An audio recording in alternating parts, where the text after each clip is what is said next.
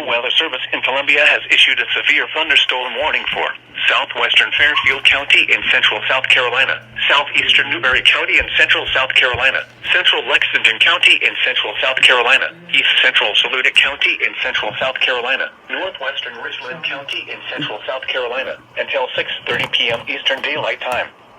At 5:34 p.m. Eastern Daylight Time, severe thunderstorms were located along a line extending from 7 miles north of Dreher Island State Park to near Batesburg-Leesville, moving east at 20 miles per hour. Hazard, 60 miles per hour wind gusts.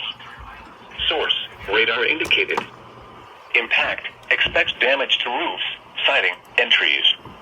Locations impacted include Columbia, Lexington, West Columbia, Casey, Irmo, Batesburg-Leesville, Springdale, St. Andrews, Red Bank, Lake Murray Dam, Oak Grove, South Congaree, Harbison State Forest, Columbia Metro Airport, Valentini, Dreher Island State Park, Chapin, Gilbert, Summit, and Little Mountain. For your protection, seek shelter inside a sturdy building and stay away from windows.